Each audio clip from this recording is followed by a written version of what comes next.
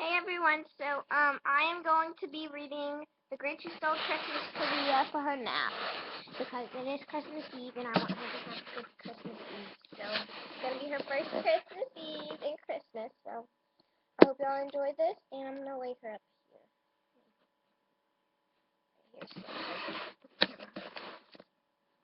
She's trying to go to sleep, but my dog was licking her face. Yeah, it had milk on it. It was real milk.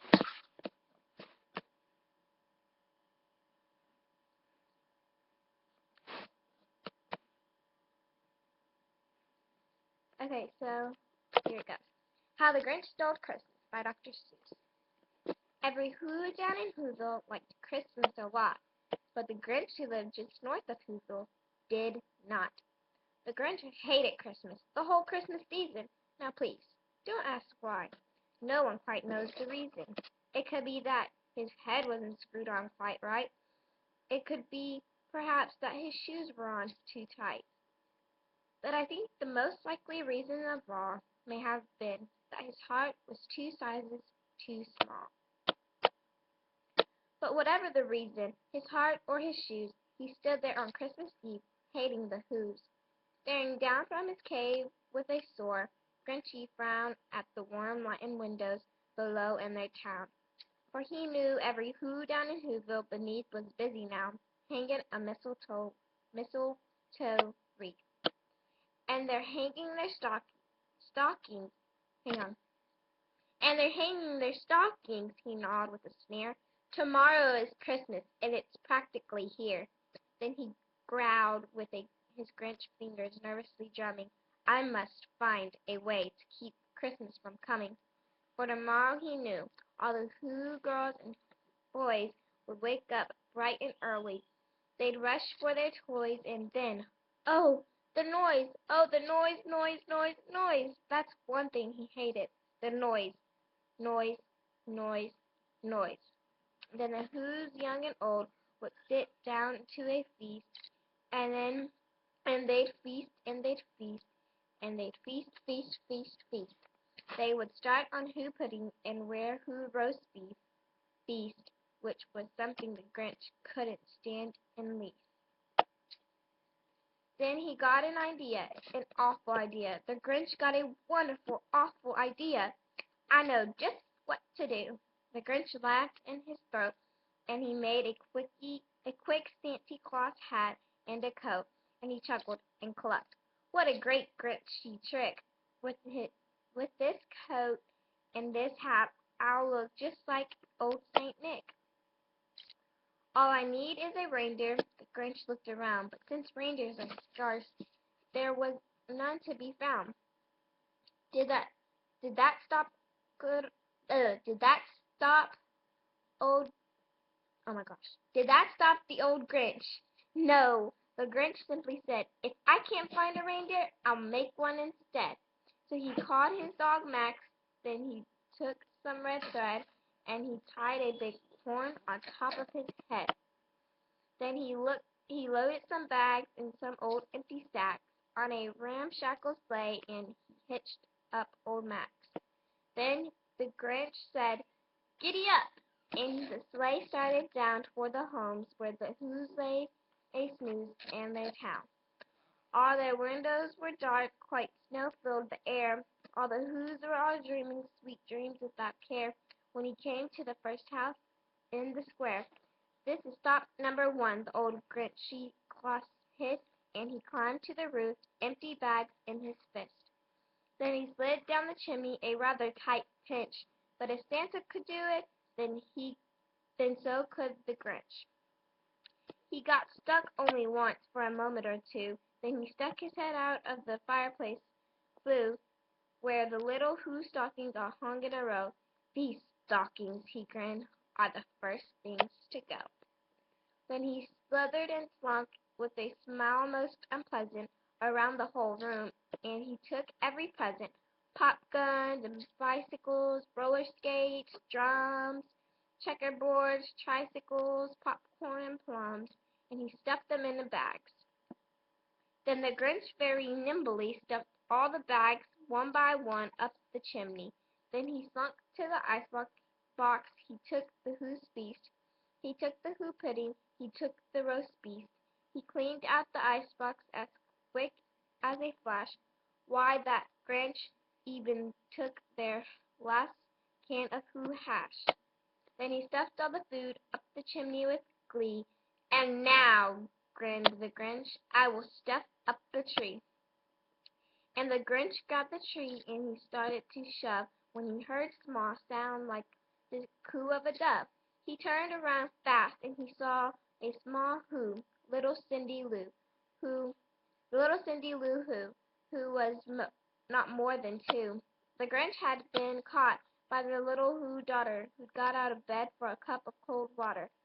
She stared at the Grinch and said, "Santa Claus, why? Why are you taking our Christmas tree? Why?" But the old Grinch was so smart and so slick, he thought up a lie, and he thought it up quick. "Why, my sweet little tot, this fake Santa Claus lied. There light, there's a light on the tree that wouldn't light on one side. So I'm taking it home to my workshop, my dear. I'll fix it up there, then I'll bring it back here."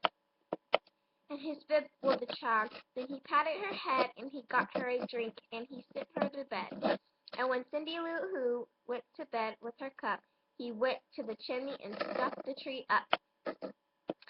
Then the last thing he took was the log for the fire. Then he went up the chimney himself, the old liar. On their walls he left nothing but hooks and some wire, and the one speck of food that he left in the house was a crumb that was even too small for a mouse.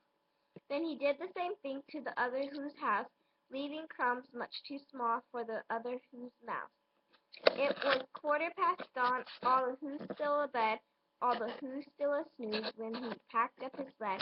He packed it up with the presents, the ribbons, the wrappings, the tags, and the tinsel, the trimmings, the trappings. 3,000 feet up the side of Mount Crumpet, he rode to the tip-top to dump it. Pooh-pooh to the Who's. He was grinchishly humming. They're finding out now that no Christmas is coming. They're just waking up. I know just what they'll do. Their mouths will hang open a minute or two. All the Who's down in Whoville all cry boo-hoo. "That's a noise," cried the Grinch. "I simply must hear." So he paused, and the Grinch put a hand to his ear, and he did hear a sound rising over the snow. It started slow, then it started to grow. The sound wasn't sad. Why, the sound sounded merry. It couldn't be so, but it was so very merry. He stared down at Whoville. The Grinch poked his eyes. Then he shook. What he saw was a shocking surprise. Every Who down in Whoville, the tall and the small, was singing without any presents at all. He hadn't stopped Christmas from coming. It came somehow or other. It came just the same. And the Grinch, with his Grinch feet ice cold to the snow, stood puzzling and puzzling. How could it be so? It came without ribbons. It came without tags. It came without packages, boxes, or bags. And he puzzled 3 hours till the puzzler was sore. Then the Grinch thought of something he hadn't before. Maybe Christmas, he thought, doesn't come from a store. Maybe Christmas, perhaps, means a little bit more. And what happened then? Well, in Whoville they say, like the Grinch's small heart grew 3 sizes that day.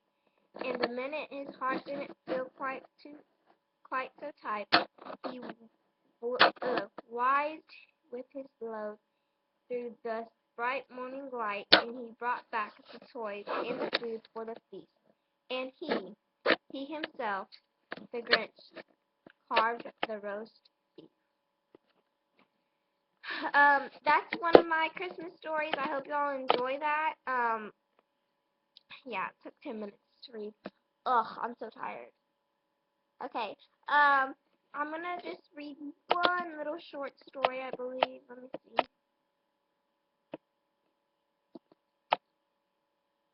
Do you believe in Santa Claus? No. Christmas around the world. Okay. Next, I'm going to be doing Christmas around the world, and I'm going to show you the different holidays that people have. So yeah, I hope you enjoy this. Leah's knocked out. Look, she's like. So I'm going to go ahead and put her in her bed. So you know what, she's knocked out. So I'm just going to move her real quick. Oh, she's like, look. She keeps her head back when she sleeps. I'm just going to pull her down. Okay, so she's in here. Okay, so I hope y'all enjoy that. And I'm going to do Christmas around the world next, so I hope you enjoy. Thanks for watching. Comment, rate, subscribe, and request. Bye.